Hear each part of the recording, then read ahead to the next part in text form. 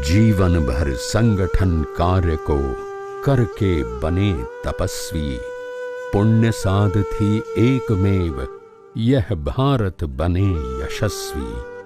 हिमगिरि से कन्याकुमारी तक संस्कृति की जय बोली, राष्ट्रभक्त थे ज्ञान मूर्ति थे ये तत्वज्ञ मनस्वी।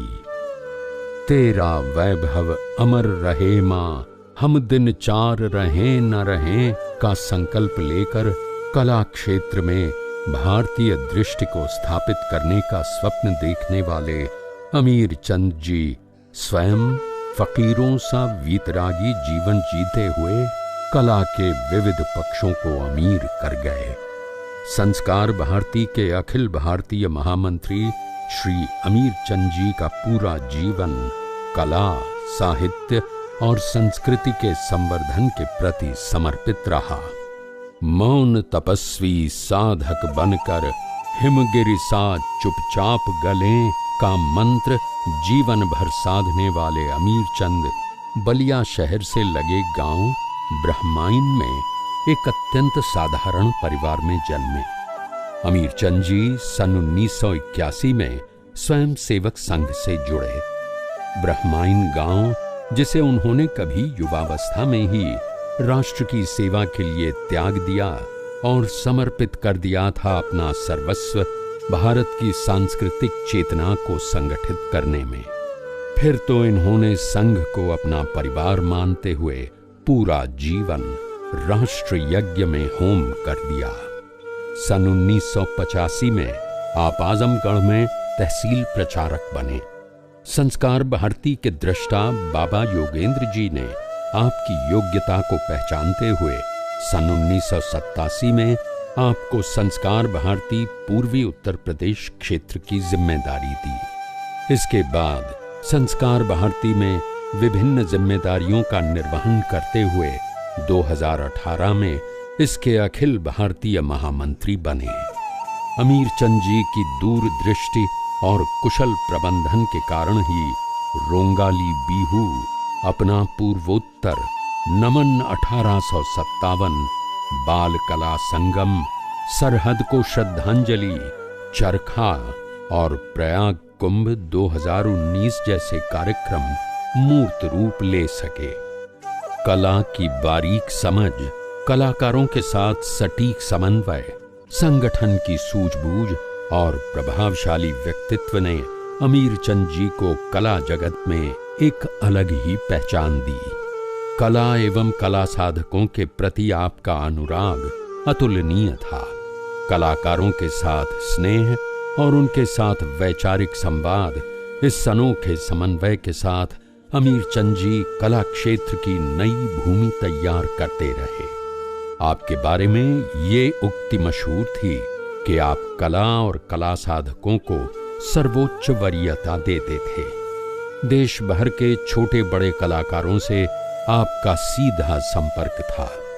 राष्ट्रीय पुरस्कारों से सम्मानित कलाकार हो या किसी गांव से जुड़ा कोई लोक कलाकार, आपकी आत्मीयता दोनों के लिए बराबर थी।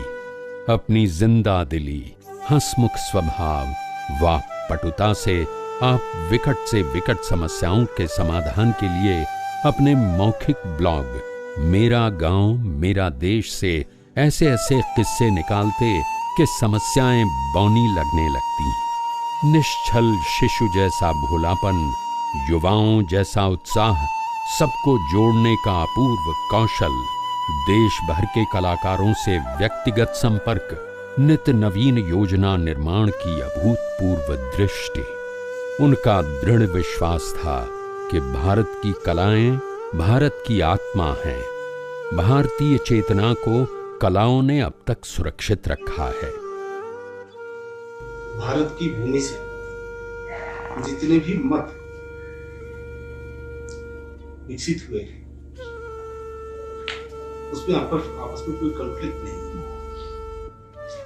क्योंकि हम एक माँ की संतान है। दूसरी बात की बुद्धिस्ट मोनिस्ट्री है। सबसे बड़ी इसकी विशेषता है कि अध्यात्म के साथ साथ यहाँ एक एजुकेशन भी है, रिचुअल और कल्चरल एजुकेशन। और इसी कारण आज तक ये प्रिजर्व है। लेकिन तीसरी बात ये है कि जो बुद्धिस्ट मॉन्क हैं उन्होंने बहुत इसमें साधना की है। लेकिन चौथी बात एक और है, भगवान बुद्ध ने अपने जो विचार प्रसारित किए होंगे, आज वो यहाँ तक आ गया है कई हजारों वर्षों के बाद भी, ये बहुत बड़ी उपलब्धि है। लेकिन यह भी सच है कि उस समय जिस प्रकार के विचार चले होंगे, विचार में डाइल्यूशन नहीं हुआ होगा, लेकिन उसके एग्जीक्यूशन में डाइल्यूशन होता है। दक्षिण के बहुत बड़े विद्वान पंडित बाल मुरली कृष्णन बहुत बड़े सिंगर थे। उन्होंने एक बात कही थी, tradition is outdated without addition. हम ट्रेडिशन को तभी आगे बढ़ा सकते हैं जब हम अपनी पीढ़ी अपनी साधना से उसमें कुछ ऐड कर सकें, और हर मंक अपनी साधना से कुछ ना कुछ उसमें क्रिएट करता है, ऐड करता है, तभी हम उसको कमिंग जनरेशन में हम दे पाते हैं। तो मुझे लगता है कि समय के अनुसार जो भी एडिशन है करना चाहिए, ताकि हमारी आने वाली पीढ़ी को ये न लगे कि ये तो हम नहीं कर सकते, ये हमारे लिए नहीं है, ये केवल सन्यासियों के लिए है, ये केवल मोनेस्ट्री में ही चलेगा, ये लाइफ में नहीं चल सकता है। तो उसके लिए भी इस पर काम होना चाहिए। परफॉर्मिंग आर्ट एक बहुत बड़ा मीडियम है। सुजाता के खीर को अगर पेंटर ने ना पेंट किया होता, आर्टिस्टों ने परफॉर्म ना किया होता, तो सुजाता की खीर को कौन जानता। और सबसे ज़्यादा फेमस है वो, क्योंकि थ्रू आर्ट आया है। कि थ्रू आर्ट एंड कल्चर करेंगे तो अच्छा रहेगा। कला का अंतिम उद्देश्य मुक्ति है, मोक्ष है, किंतु सबसे बड़ा लक्ष्य है कि कलाएं चरित्र निर्माण और राष्ट्र निर्माण में सहायक हों। पूर्वोत्तर से आपका विशेष लगाव था। आपने अपने जीवन का एक बड़ा हिस्सा पूर्वोत्तर भारत को समर्पित किया। साधयति संस्कार भारती भारते नवजीवनम् मधुर मंजुल राष्ट्र भरितम् हृदय तंत्री मंत्रितम् वादयति संगीतकम् वसुधैव भावन पोषकम् साधयति संस्कार भारती भारते नवजीवनम्। दक्षा ध्वज प्रणाम, 1 2 3 प्रार्थना। नमस्ते सदा वत्सले मातृभूमे, नमस्ते सदा वत्सले मातृभूमे, त्वा हिंदु भूमे सुखं वर्धितोऽहम्, त्वा हिंदु भूमे सुखं वर्धितोऽहम्, महामंगले पुण्यभूमे त्वदर्थे, महामंगले पुण्यभूमे त्वदर्थे, पतत्वेशकायो नमस्ते नमस्ते। अमीर चंद जी स्वयं सेवक संघ की यज्ञशाला में तपकर निकले हुए होम थे, जो आहुत हो गए देश के लिए उसी पूर्वोत्तर की गोद में, जहां उन्होंने कई वर्ष अथक कार्य किया था, जहां उनके प्राण बसते थे। बिना सेवा कराए, सेवा करते हुए ही प्रभु धाम को चले गए, मानो कह रहे हों, ये देश मेरा, धरा मेरी, गगन मेरा, इसके लिए बलिदान हो प्रत्येक कण मेरा, प्रत्येक क्षण मेरा। मैं जागता जिस पर उषा की चूम कर किरणें, हो उस धरा की गोद में अंतिम शयन मेरा। हम सबको निःशब्द कर वे देवलोक गमन कर गए।